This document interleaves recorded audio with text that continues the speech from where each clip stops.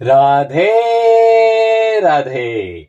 मैं अभिषेक भटनागर अपने channel God is mind पर आप लोगों का एक बार फिर से स्वागत करता हूं। आज हम आप लोगों को बताने जा रहे हैं उस व्रत के बारे में जिसके बारे में अदिति को कश्यप जी ने बताया था। और अदिति ने वो व्रत किस लिए रखा था? क्योंकि अदिति चाहती थी कि उसको एक ऐसे पुत्र की प्राप्ति हो जो कि दैत्यों के राजा बलि के ऊपर विजय प्राप्त कर सके। तो यह तो कहानी एक बहुत रोचक कहानी है, क्योंकि देखिए कई बार क्या होता है, अब अदिति जी जो हैं वो परेशान हैं कि दैत्य किस तरीके से देवताओं के ऊपर हमलावर हुए जा रहे हैं और देवता छुपे हुए हैं। और पास्ट में यानी कि अतीत में ऐसा हुआ था कि जो अदिति जी की बहन दिति है, वो जो कि राक्षसों की माता थी, वो परेशान थी कि देवता हावी हुए जा रहे हैं और मेरे पुत्र जो दैत्य हैं वो उनके ऊपर दैत्य देवताओं का बल चले जा रहा है। तो उस वक्त भी वो परेशान थी। तो कश्यप जी तो बेचारे हर वक्त दुविधा में रहते थे, कभी अदिति जी परेशान रहती थी और कभी दिति जी। इसीलिए कहते हैं कि एक पत्नी का होना ही अच्छा है, क्योंकि एक पत्नी है तो सब सही है। यानी कि यदि एक पत्नी के लिए एक पतिव्रत धारण करना अनिवार्य है हमारे शास्त्रों के अनुसार, तो मैं तो आपको भी यही कहूंगा कि एक पति के लिए भी उतना ही आवश्यक है एक पत्नी व्रत धारण करना, जिस तरीके से हमारे भगवान राम जो मर्यादा पुरुषोत्तम थे उन्होंने किया था। क्योंकि आपकी जीवन संगनी आपके लिए बहुत महत्वपूर्ण होती है। मैं आपको ये बात जरूर कहूंगा, क्योंकि वो अपना सारा जीवन एक नारी इस दांव पे लगा के चली आती है आपके साथ कि ये मनुष्य या ये पुरुष मेरा ध्यान रखेगा। तो उस पुरुष का क्या यह रिस्पॉन्सिबिलिटी नहीं है कि वो भी उस नारी के लिए अपने जीवन को, पूरे जीवन को अर्पित कर दे? परंतु यकायक आज के दिनों में कुछ ऐसी खबरें सुनने को मिलती हैं कि कई बार कई नर जो हैं वह अपनी पत्नी को धोखा देते हैं, या फिर कई बार दो शादी के बारे में भी सोचते हैं। तो जिस तरीके से मैं ये बोलूंगा, हिंदू धर्म के अनुसार यदि एक पतिव्रत धर्म धारण करना एक नारी के लिए अनिवार्य है, उसी तरीके से एक पत्नी व्रत धर्म धारण रखना एक पुरुष के लिए भी उतना ही अनिवार्य है। तो यह तो आज का केवल एक वचन था जो कि मैं आपको केवल इसलिए बता रहा हूं क्योंकि किस तरीके से कश्यप जी दो पत्नी होने की वजह से हर वक्त एक विवेचना में रहते थे कि आज इसको खुश करूं, आज इसको खुश करूं, इसको खुश करता हूं तो वो दुखी हो जाती है, उसको खुश करता हूं तो ये दुखी हो जाती है। तो इसके लिए तो यह भी अच्छा है कि आप हमेशा एक पत्नी व्रत धर्म ही धारण करें। करते हैं आज के दिन की शुरुआत आज की कथा के साथ। सुखदेव जी बोले, हे परीक्षित, अदिति ने उसी तरह व्रत रखकर शुद्ध अंतःकरण से परमेश्वर के चरणों का ध्यान किया। व्रत संपूर्ण होने पर आदि पुरुष भगवान प्रसन्न होकर चतुर्भुजी रूप जड़ाओ मुकुट पहने, वैजंती माला गले में डाले, मंद मंद मुस्कुराते हुए उसको दर्शन देने के लिए आए। अदिति ने उन मोहनी मूर्ति को देखकर अति हर्ष से दंडवत पूजा व परिक्रमा करके स्तुति की। नारायण जी ने कहा, आप क्या चाहती हैं? जो कुछ आज्ञा या इच्छा हो सो वरदान मांग लें। अदिति हाथ जोड़कर बोली, हे महाप्रभु अंतर्यामी वैकुंठनाथ, मुझे तो बस यही अभिलाषा है कि दैत्य से राज छूटकर इंद्रादिक देवता जो मेरे बेटों को इंद्रासन फिर से मिले। यह बात सुनकर नारायण जी ने कहा, हे दिति, हे अदिति माता, आप जो चाहती हैं कि जिस तरह इंद्राणी आदि आपकी पतोहू दुख पाती हैं, उसी तरह दैत्यों की स्त्रियां भी कष्ट पाएं। सो राजा बलि ने 100 यज्ञ करके मुझको बहुत प्रसन्न किया है और वह गुरु व ब्राह्मण की भक्ति रखते हैं। इस कारण मैं उनका राज्य बरजोरी तो छीन कर नहीं ले सकता। धर्मात्मा व हरि भक्तों पर मेरा कुछ वश नहीं चलता, पर आपने भी मेरा व्रत रखकर मुझे अति प्रसन्न किया है। इसलिए तेरे वास्ते छल करके राजगद्दी दैत्यों से लेकर देवताओं को हम देंगे। यह वचन सुनकर अदिति माता ने विनय किया, महाराज, मैं चाहती हूं कि आप मेरे गर्भ से अवतार लेकर देवताओं की रक्षा करें, जिसमें वे लोग अपना राज्य पाए। आदि पुरुष बोले, बहुत अच्छा, आपका मनोरथ पूर्ण होगा। ऐसा वरदान देकर परमपिता मेरे नारायण भगवान अंतर्ध्यान हो गए। उसी दिन अदिति जी के कश्यप जी से गर्भ रहा और उनका मुखारविंद सूर्य के समान चमकने लगा। जब 10वें महीने बालक होने का समय निकट पहुंचा, तब ब्रह्मा जी और महादेवादिक देवताओं ने अदिति जी के स्थान पर आकर उनकी गर्भ स्तुति करके विनय किया कि हे वैकुंठनाथ महाप्रभु, आप देवताओं का दुख छुड़ाने के वास्ते अवतार लेते हैं। आपके सिवा और कौन उनकी स्तुति ले सकता है। यह स्तुति सुनकर आदि पुरुष भगवान ने भादो सुदी द्वादशी मध्याह्न समय चतुर्भुजी रूप से प्रकट होकर अपने माता और पिता और देवता आदि जो लोग वहां पर थे सबको दर्शन दिया। उनको देखकर सब छोटे बड़े बेहद प्रसन्न हुए और उनको दंडवत किया। उसी समय परमेश्वर ने अति सुंदर वामन रूप धारण कर लिया। जब कश्यप जी और ब्रह्मा जी आदि देवताओं ने उनका वामन तनु देखा, तब उनको कोपीन, अंगोछा, करधनी, दंड, कमंडलू और छत्रादिक ब्रह्मचर्य की सब वस्तुएं वहां पर ला दी। ब्रह्मा जी ने वेदानुसार उनका यज्ञ पवित्र किया और देवताओं समेत स्तुति व परिक्रमा करके उन पर फूल बरसाते हुए अपने अपने स्थान को चले गए। अप्सराओं ने अपने अपने विमानों पर आकर आकाश से नाच दिखाया। गंधर्वों ने गाना सुनाया और कश्यप जी ने उनकी बहुत स्तुति की। उस समय तीनों लोकों में आनंद व मंगलाचार हो गया। अब आते हैं 18वें अध्याय की तरफ। वामन जी भगवान का राजा बलि की यज्ञशाला में जाना और केवल 3 पग पृथ्वी उनसे मांगना।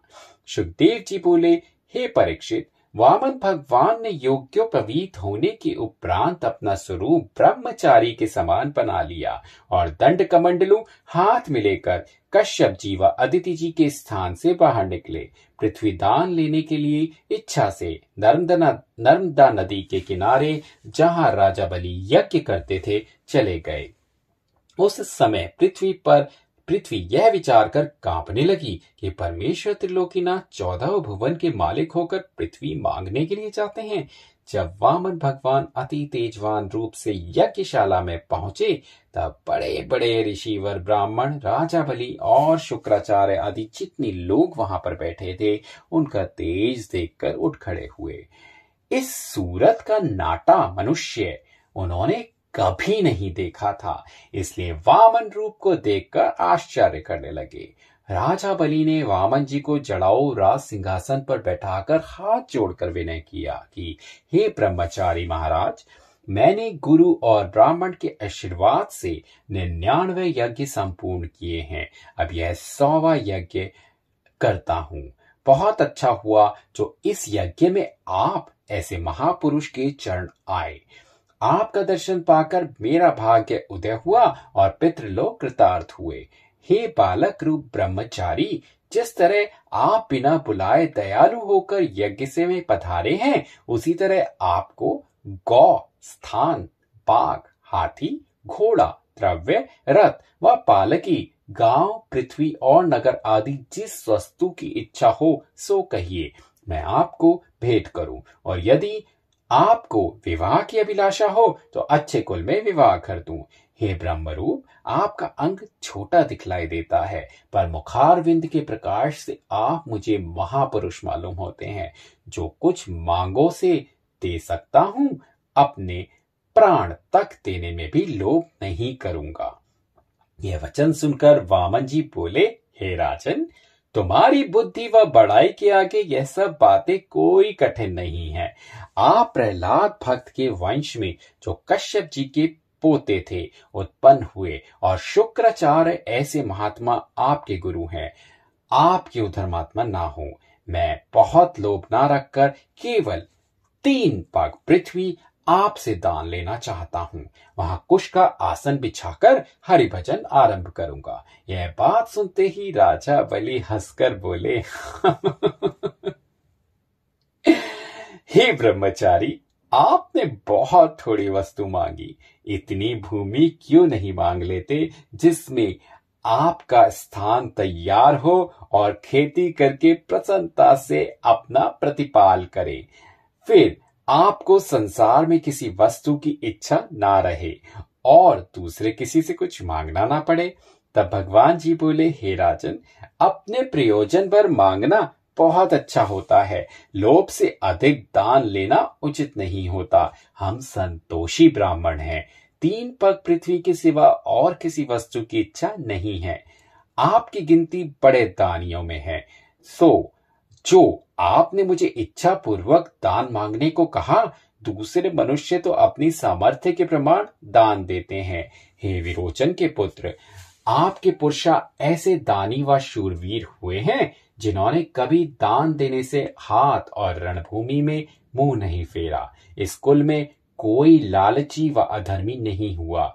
हिरण्यकशिपु व हिरण्याक्ष आपके परदादा ऐसे प्रतापी हुए जिन्होंने देवताओं को जीतकर तीनों लोकों का राज किया था। यह बात सुनकर राजा बलि बोले, आप ब्राह्मण के बालक होकर अपना अर्थ सिद्ध करना नहीं जानते भगवान। आपके मुखारविंद का तेज देखकर और आपकी बातें सुनकर मैं आपको बड़ा महात्मा समझता हूं, पर 3 पग पृथ्वी मांगने से आप मुझे दरिद्री मालूम होते हो। मेरे द्वार पर जो ब्राह्मण व मंगन आते हैं, फिर उन्हें जन्म पर्यंत दूसरी जगह जाने व मांगने का प्रयोजन नहीं रहता। इसलिए मुझे आपके ऐसे महात्मा पुरुष को 3 पग पृथ्वी देते हुए बहुत लज्जा मालूम होती है। वामन जी ने कहा, हे राजन, लोभ बहुत निषिद्ध होता है। अधिक तृष्णा रखने से ब्राह्मण का तेज व धर्म नहीं रहता। संतोष रखने से ब्राह्मण का तेज, बल और गुण अधिक होता है। लालची मनुष्य देश विदेश फिरकर करोड़ों रुपया कमाए और तीनों लोगों का राज्य पाए, बहुत से बेटे व नाती उसके उत्पन्न हो, तिस पर भी उसकी इच्छा पूरी नहीं होती। जिस तरह आग में घी डालने से अग्नि की ज्वाला बढ़ती चली जाती है, उसी तरह लोभी मनुष्य बहुत मिलने पर भी तृष्णा बढ़ाते चले जाते हैं। संतोष रखने से 3 पग पृथ्वी हमको बहुत है। कदाचित मुझे संतोष ना होगा तो 7 द्वीपों का राज्य मिलने से भी मेरी चाह नहीं छूटेगी। इसलिए मैं 3 पग भूमि के सिवा और कुछ नहीं चाहता। बिना संतोष किए संसार में सुख नहीं होता। अधिक तृष्णा रखना दुख की जड़ समझना चाहिए। अर्ब खर्ब लो द्रव्य है, उदय अस्त लो राज। तुलसी जो निज मरण है, तो आवे के ही काज। बहुत ही सुंदर इस कथा में हमको निष्कर्ष निकला है। मैं मानता हूं, मैं क्या, हम सभी को ये मानना चाहिए कि तृष्णा तो कभी खत्म नहीं होती। आप जितना कमाते चले जाते हैं, तृष्णा तो आपकी बढ़ती ही चली जाती है। जो 10,000 रुपए कमाने वाला होता है, वह कहता है कि काश मुझे 15,000 रुपए मिलते तो कितना अच्छा होता।